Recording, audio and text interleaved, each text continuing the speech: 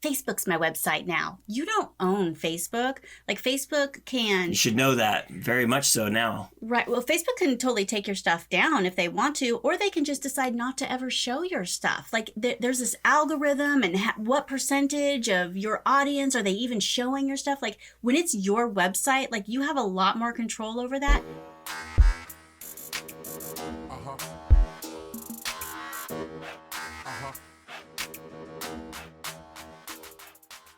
Hey guys, what's up? It's Torie Mathis, your host, and I am here with the one and only Sean Mathis, founder of Miles Through Time Automotive Museum. What's going on?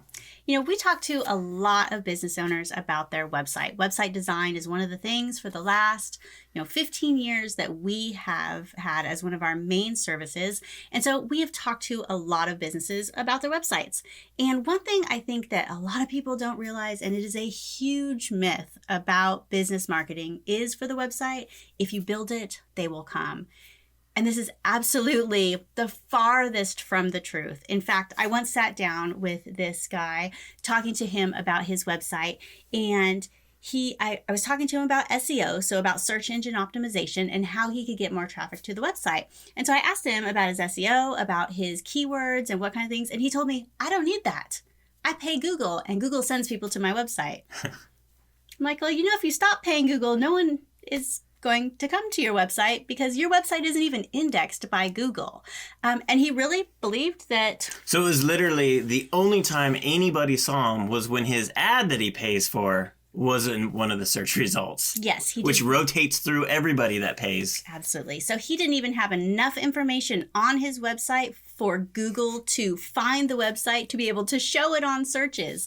He really just believed that because he paid Google, that it would just be shown. That's brutal. It is. And I feel really bad because people spend so much money and so much time on their website, and they just think that because they have it, that's good enough. And that is definitely not true. In order for your website to be an actual moneymaker for you, for it to get in front of a lot of people, there are things that you have to get your website actually seen. So we're going to talk about a few of those things. A lot of them are easy and, at the bare minimum, completely free. Absolutely. And, we talk about some of these website builder type websites like Wix, or what's the other one, like Squarespace. And even like Shopify websites. Like some of them on their lowest plan, they don't even let you do these types of things, like to have search engine optimization. So though it's very easy to put out a website, like anybody could put it out, you have to do a little bit more than just build a website. So the first thing we kind of talked about was search engine optimization, or SEO. Like you have to have SEO on your website for Google to be able to find your website. You submit it to Google so that they index your site and then show your site to searchers. And so you definitely want to make sure that you have that squared away. That's like so Miles Through Time. I've got a page on Miles Through Time that is all about the car museum. And the SEO on specifically one of those pages on the website is all car museum. That way, anybody searching Google for a car museum, not by Miles Through Time, like they're not looking for the name of my business, they're looking for a thing, right? In this case, a car museum. But putting car museum in the SEO for Miles Through Time is what's making it be found on Google. I've sat down with quite a few people and they're like, I want to be found for, let's say, tuna sandwiches. But the word tuna sandwich is never on their website. Like Sean said, like you have to have, like he has a whole entire page that's written specifically for a car museum because that's what he wants to be found for. So search engine optimization has a lot to do with the content that you have on your website. And that's definitely the second thing that you need to have. You cannot just have a website with just a bunch of pictures. You have to have a website that actually has content on it. And then you kind of, you structure your content and you write your content and kind of have a content plan so that you are being found for what your audience is searching for. In Sean's case, they're searching for car museum. So a lot of the content that's on the website is written around that key phrase. Yeah, and unless you've got a name of your business that is like the search terms, it is not about the name of your business, which I think a lot of people get caught up on is like, Like miles through time. Like if they don't know miles through time, they're not searching for miles through time. So if they already know, then that's an easy find. Like I don't have to go hunt and try to get people to find miles through time that are already searching for it by name. They're looking for car museums. Or they're looking for things to do, or a day trip from Atlanta. Right. So whatever your business is, you want to go and do some research and figure out what terms are your audience searching for. What are they doing? What are they doing when they go online? And to figure out what words they're using and what terms they're using. That way that you can build your content for those terms, because Google wants to show people results that they like, that work for them. So if you are showing up as content that they really want, for example, car museum or day trip from Atlanta, and it really is a day trip from Atlanta, that the content matches that search term, Google's going to show your content even more. And that is exactly what you want. Right. In this case, Car Museum is not the homepage of Miles Through Time's website. It is a complete separate page that can be found in the whole website of itself. But like I think people think that when they search for something, it's pulling up like the homepage of the website. Right. And it totally isn't. In some cases, it'll pull up the contact page. Some cases, it'll pull up just the about page. Well, and that's where blog posts are really, really great, because you can be hyper specific on one post and just really go into one specific topic, which is your keyword. And so that one topic is what you want to be found for. And you can just go to town on that one topic, that one thing. So I think a lot of people think maybe they have to shove all those words on their homepage, and that's not how it works. And maybe you don't want a bazillion pages on your site, but maybe blog posts are more the way you want to go, so that you can be a little bit more specific and highlight all those different terms that you want to be found for. And that is one thing that I always worry when people have these one-page websites. Like, I don't know if you could really, if you want to be found online for many different search terms, I don't think you can do it with a one-page website. You can do it with only one. I think that a one-page website maybe has its place if you're something, maybe an event or something that's not going to last a really long time. You just got to get something up really quick. Otherwise, brand new with no budget. Right. You don't want to. You can build onto it. Seeing that these people don't want to get their business going until they have like this, humongous website, this $5,000 crazy thing. Like, to start off, you do not need that. Plus, in the beginning, you got to be a little bit flexible, and you got to be able to adapt. You don't really know like, so many things change in like the first year or two of your business that I wouldn't lock yourself down on this big crazy website. You can build it a little bit at a time. I think it's better to get the basics set up, and maybe if that's a one-page website or a little 5-page website, and then just start adding to it and figuring out how to do these little things. And then you have a good foundation to grow from. And then you can figure out, like, for search terms, Sean didn't have every single search term when he first started the Miles Through Time website. In fact, the Miles Through Time website was pretty crappy when we first started, because we just had to get something up. We didn't have a museum. Like, there was nothing. So, like, to create a website from scratch with no content, nothing, no pictures, no anything. It's hard. And when Sean first started, it was an automotive museum, but he wasn't sure what was going to take off. So he also did vehicle consignment and vehicle storage.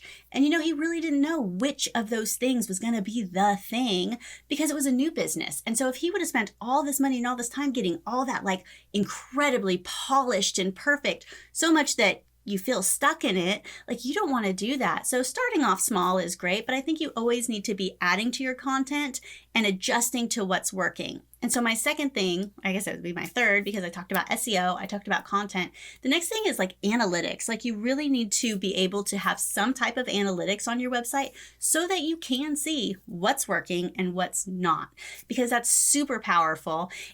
And a lot of the analytics are free. Like, for example, Google Analytics. I'm sure a lot of the website builders have something on there, and you can still stick Google Analytics on there.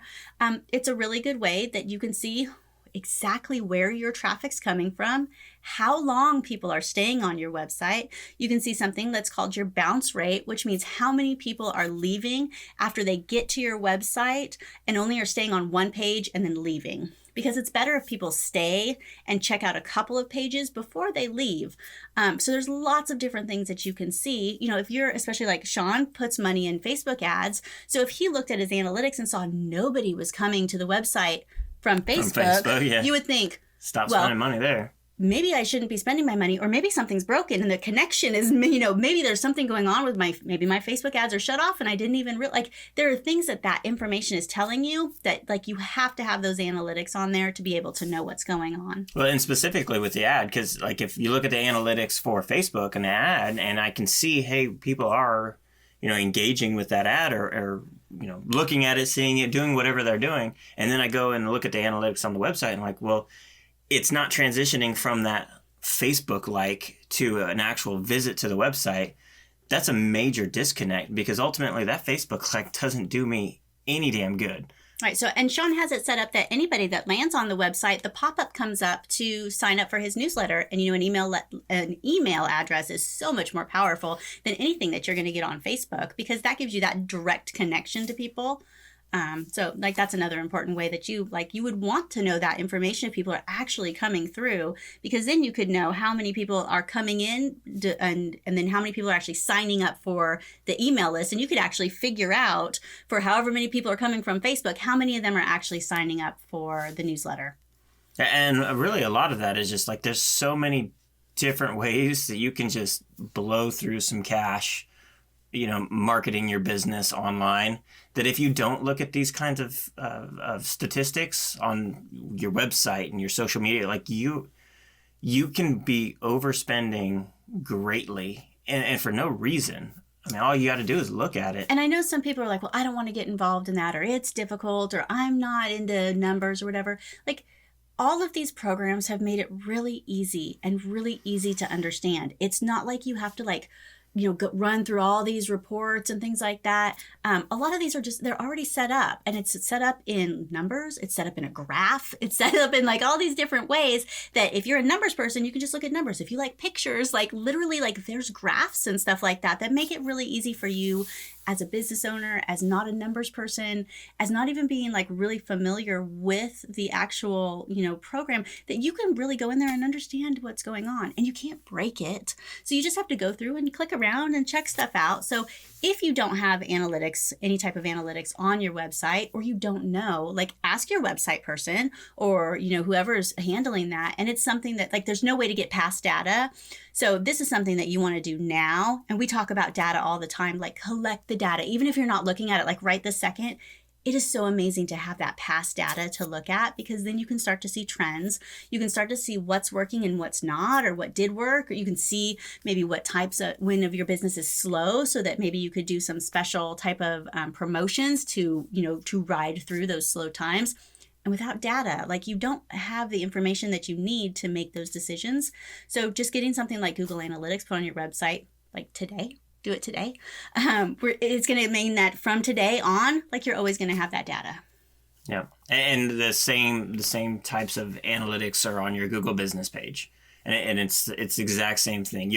Your Google business page is just about as important as your website is, simply because so many people use Google. And I mean, that stuff is completely free. Absolutely. So when talking about the content that you have on your website, you also want to make sure that you're always updating your website. You want to make sure that you're putting out a blog post. I would say weekly would be great, at least monthly, so that you have some type of fresh content coming out, because Google does like that you're putting fresh content on there. It gives them a reason to ping your site and to to index another page, so that they know that you're an active website. Lots of websites get put up and then they die because nobody ever does anything to them. And if nobody's going to them, if Google's not putting them out as a search result and somebody actually engaging with that content, because remember, Google wants to give people good search results, it's possible that your website will not get found by people. So putting out that fresh content and always doing a little bit more on there, keeping it fresh, keeping it current, is something that you always need to be working on. If you got a website, check to see if you've got a date on the very bottom footer of your website. And make sure that thing is today's year, because there's a lot of them out there that you scroll down and you're like, this thing hasn't been updated since 2009. Yeah, and I mean it's a dead giveaway. So already you can tell websites change so often that it doesn't take very long for them to look dated. So you've already got a dated website, and it literally says on the bottom that it's old. you're lucky that's if anybody sees it really, and it's such a super easy fix. And if you're good at posting on social media, and when I say good, I use it loosely, like it's not hard, like the bare minimum type stuff, just something, right? You're posting something relative or relevant to your business. Think of a blog post as that kind of on steroids, to coin a term of a friend of ours. Just think of it as a post that you can, instead of, one picture and like a sentence or a few words, maybe it's a couple pictures and a few paragraphs or something like that. And then turn that into something that you can then share that blog post onto social media as a post, so that when somebody clicks that thing, they're going back to your website and they can learn more about what it is that you're doing. And that's going to help drive a lot of engagement. The Miles Through Time website, I see a lot come from social media, and a lot of times that is I'll look at the analytics that we just talked about, and I don't even dive into it real deep. I'll look at the picture, right, the graph. I'll be like, hey, I'll spin the laptop around, I'll show Torie, I'm like, look at this.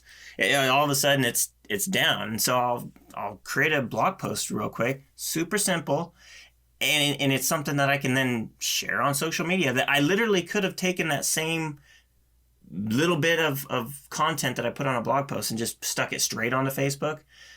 But then, like, that's it. Like, all I'm going to get from that is a like and a comment or something like that. Whereas instead, I took that and I stuck it as a blog post, shared it on social media. Now, when they see it, they're able to actually come back to what I want them to do and drive that traffic, which broadens the whole spectrum of, like, how people can find you. Like, you need people going to your website on a consistent basis for Google to go, that is a good website. Let's show more of that so more people will go to it. And it creates that snowball effect. Well, and I think some people keep so much stuff on Facebook that they're like, I don't even really need to use my website or update my website because I'm doing so much of this stuff on, like, Facebook's my website now. You don't own Facebook. Like, Facebook can... You should know that very much so now. Right. Well, Facebook can totally take your stuff down if they want to, or they can just decide not to ever show your stuff. Like, there's this algorithm, and what percentage of your audience are they even showing your stuff? Like,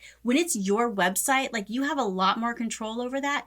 And when it's your email list, like, you have a lot of control about that. You email somebody and you are getting into their email box, right? You post something on Facebook, there's like maybe the Facebook shows it to 5% of your audience. Like, you don't know without paying. So you really want to utilize the ways that you have the most control. So my suggestion is to fish on Facebook to drive people back to your website.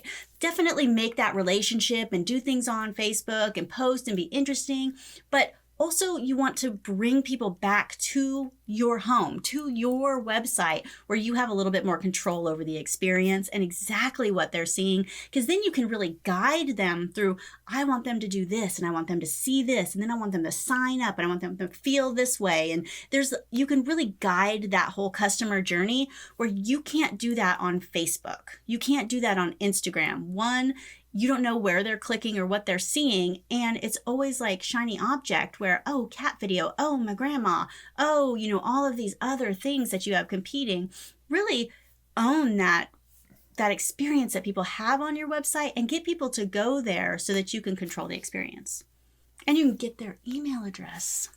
Yeah, I like we've said it quite a few times, your website is your home. So whether you have a brick and mortar business or you've got an online business, your website is like your digital tool bag. All these other things, Facebook, Google Business, like everything that has to do that's out there online, those are all your tools.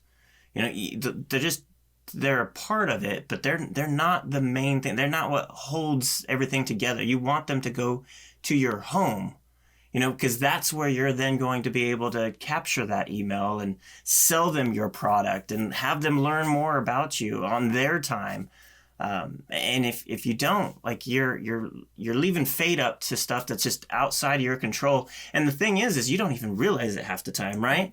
I think about, like, some of these restaurants. Like, I want to see a menu before I go to a restaurant. It makes me feel better. I'd like to see the food. I know exactly. Well, you can find real food. Okay, so for food pictures, I'm going to go to Google or to TripAdvisor or something like that, because then it's people showing the food photos, right? It's not photoed or edited or stock photos video or something. So if you want to see pictures of the food, then that's like a really good way to get that user-generated content from Google, from TripAdvisor, from those places. So I think there's a place for that. However, if I want to see the menu and stuff, that's something that you need to take control over and have them come back to your website and easily find your menu and it's the updated menu. It's not people taking these pictures from their phone of like pieces of the menu that they liked for some reason. Which may or may not be current, because that updated is key, because I've seen that where I'm like, where'd we go? We went someplace and you wanted the crab cakes. Oh, I wanted crab cakes. And we specifically went to this restaurant because there was a picture of a menu with crab cakes on it, and Torie was craving crab cakes. I wanted crab cakes. And we go there, and we're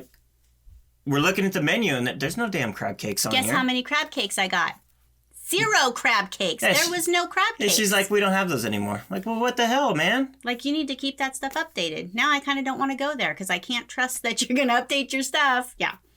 So you have control over the content on your website and the journey that people are taking. So you really need to make sure that your content matches that. So don't just rely on your Facebook stuff. Don't just rely on Google Business, but use those as tools to fish for people and then get them to your website so you control the experience, so that you get them to do what you want them to do. You have the call to action that is the perfect one, whether it's to download this or sign up for their email or grab this coupon or watch this video so that they love you. Like, you have so much control when you get there. So take that control and really work on the content that's on your website.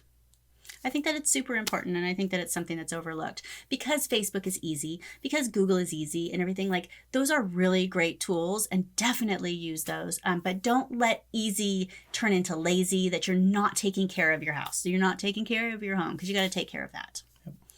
So another thing that you want for your website, and like Sean said, websites are changing all the time, is that your website needs to be fast, it needs to be secure, and it needs to be mobile ready, which means that no matter what device somebody is pulling it up on, that it works fantastic. A lot of the new types of websites, how they are built, they automatically do this. This doesn't mean that you need 2 different websites. It's one website and it does the exact same thing. It moves and changes and adjusts based on the people that are going to be coming to it based on their device that they're on there. Now, if you don't have that, like, that's a dead giveaway. Your website is way too old. Right. And I think that you lose people. Like, if somebody pulls up your website and they have to start pinching or trying, like they're going to leave. They're going to go find somebody They're out else. there still. There's quite a few of them that they're definitely not mobile-friendly websites. So if your website is like that, it's time for a little update, little upgrade. You could do a little bit better than that. And websites, like we said, they're a little bit easier now. Like, they're more accessible to business owners. It used to be hard. It used to be lots of coding, and it's not as bad now. People were selling apps and making it all super overcomplicated. Like, you don't need, like, unless you really need an app because you got this fantastic software program or game or whatever. Like, you don't need that. You just need a mobile version of your website. It's the same thing. It's automatic. You don't have to do anything special. And you also want to have what's called an SSL certificate on your website, which is a secure certificate, which you get usually through wherever you are hosting your website, like WP Engine or Bluehost or wherever you host. They do that so that if you have content on there that, like, people are putting their email address or whatnot on there, that it's encrypted. It makes it more secure. And these days, Google doesn't want to show websites that aren't secure. It'll actually pop up that says this website may not be secure. It's a really big red flag for people. So you want to make sure that your website is secure for any visitors that are coming. It's definitely a red flag for people, because I've been contacted a few times for various things.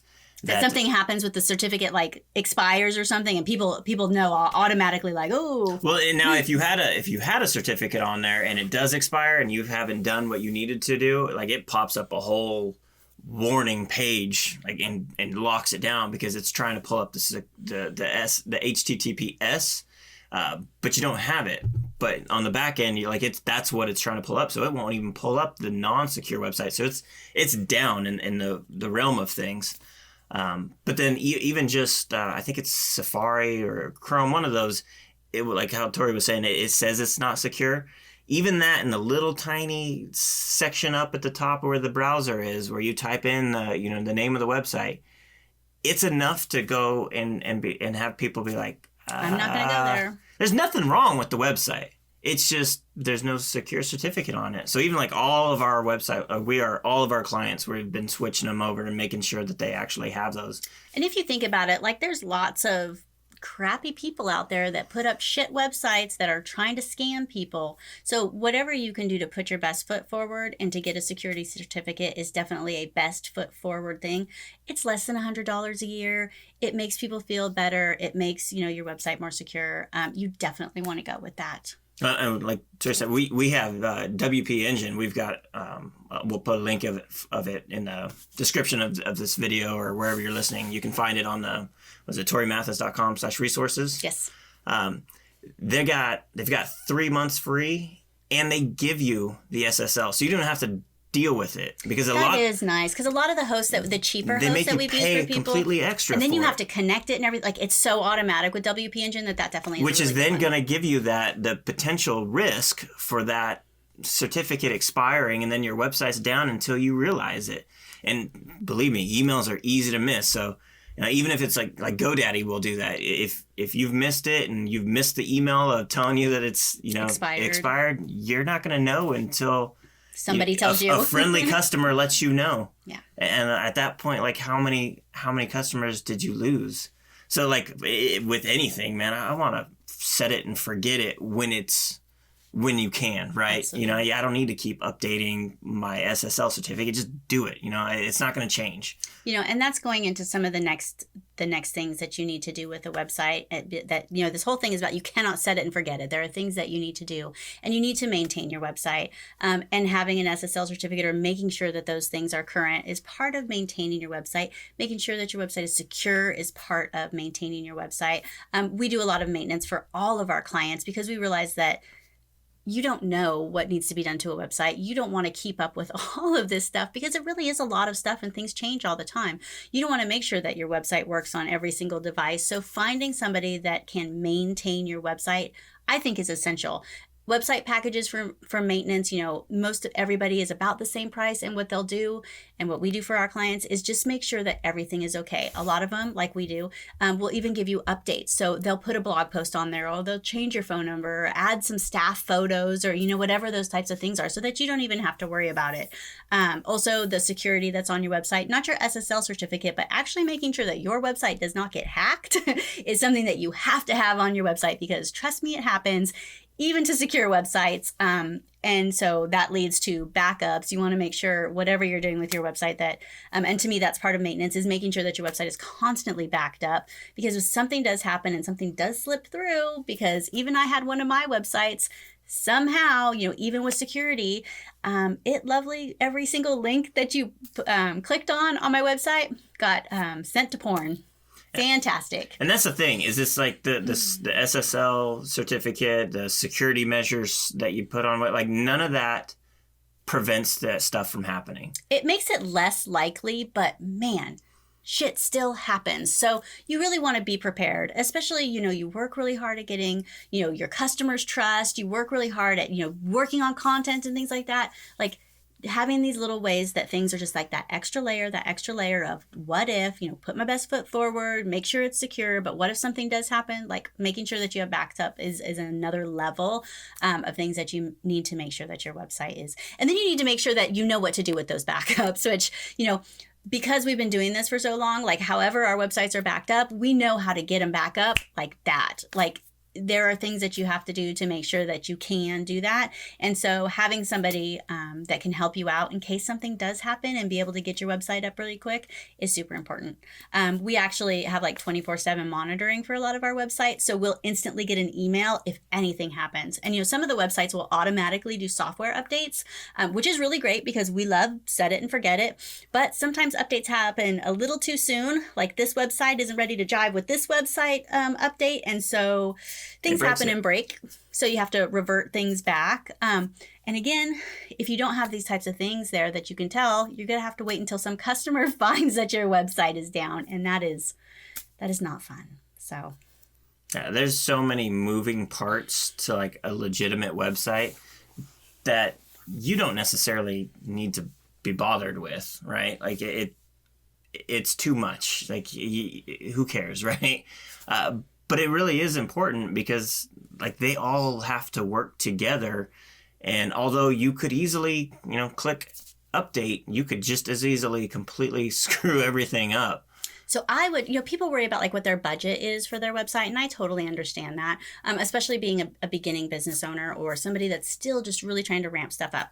I would rather have you spend less money up front and get in a place where your website is maintained and someone's looking after you and you know that everything's cool, and then start to gradually build things up as you need to. So you may put a little bit less money in the very beginning, but you're going to have to put money out monthly for really good hosting, for security, for backups and things like that. And hopefully for somebody that can, help you out if something does happen, or to be able to update your website with some of these things so that you don't have to do it. Think of it as really good, affordable insurance, a necessary evil. Like we all have to pay insurance on our cars, and it sucks. You're still looking for the best possible insurance in case anything ever happens, but at the same time, like you don't want to like overpay for something, and hopefully you never have to use it.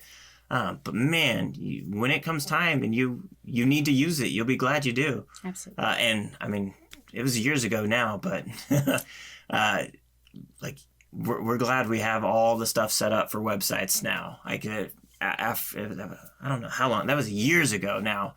All kinds of shit broke on us, and it was an absolute nightmare. And from there, like, everybody goes on some sort of maintenance plan to ensure that that kind of stuff doesn't happen again, because it happens all the time. It does. And it's unfortunate. Like, I think even to, the best websites or whatnot, it definitely does happen. And so knowing what you're going to do for that is definitely important. Yep. What else did I have? Your website really needs to be easy and simple also. I think, there's some people that set it and forget it and never do anything, and so the website dies. Then there are other people that want to make so many bells and whistles and so many things and, have it be this overly...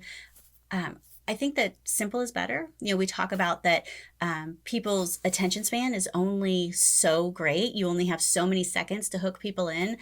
So making sure that you have like one call to action, you give people a nice customer journey when they come to your website. It's easy to find your contact information. If you're a restaurant, it's easy to find the menu, whatever people are coming into, that every single thing doesn't have to be on the home page. We talked about, making content specific for specific keywords. You don't need to shove every single thing on one page, and kind of thinking of those types of things when you're started, or even thinking of like your website now, how it could be simplified or how it could be a little bit better. One thing that I'm really big on is making sure that the user experience is good so that people don't get lost on a website, because I think that's one of the most frustrating things when people are trying to find something and can't find it, and things are too complicated. So keeping things a little bit simple and easy, I think is always a really great thing. Yeah, it's super easy to put way too much crap on there, which could be good information. It just needs to be organized and make sense. The minute it's not organized and you start overlapping pages, and like, man, we've had a few clients that they're like, can you put more things in the navigation? And everyone has to have a drop down and have like 15 items, and it ends up being a little too much. Like you literally overwhelm them and make it so confusing. Like they'll go somewhere easier. Like it's super easy to open up a new website. Like don't think people are going to go through all that and be like, I really like this business's name, so I'm going to give it about 15 minutes to figure out if I'm going to dig through as many pages as I can to find the damn menu for the restaurant. They're not going to do it. They're not. So just because you build a website does not mean that people are going to come to it. There are some things that you need to do. There are definitely some best practices. So we talked about some of those. One being that you have to have some search engine optimization. You have to have like those keywords and tags on your website. You have to have new content. You want to put out content. Like if you want to be found for tacos, you have to have the word tacos on your website, right? Also, you need to have your website be fast and secure. A security certificate is great to be on there. Your website needs to be updated. You can't leave your website, up there with old content to die. So some of these things are really going to help you start to set a good foundation to get more people to your website. Anything that I missed, John Mathis? I don't believe so. Don't believe so. So some of those things that are really going to help you out to get more people to your website, because that is what we all want. We want to grow our business, and I think that that's a great thing that you can do to get more people to your website. So did you know that we have new shows every Tuesday and Thursday? I did. Sean knew. Sean's here for them. We have new shows every Tuesday and Thursday. We talk about ways to grow your business smarter, how to get better at social media, how to get more people to your damn website. So we would love it if you would join us. And I have a special thing. We just got this printed. We have the Smart AF magazine is now out. We did have this just digitally, and now you can actually get this in hard copy if that's what you want, because some people They want to touch it. feel it in their hands and touch my It's face. soft. It is. So you can get this digitally. You can also get it in hard copy, and you can get this at smartafmag.com if you want to grab a copy of this for yourself. And so we hope that you enjoyed this episode, and we will see you on the next one.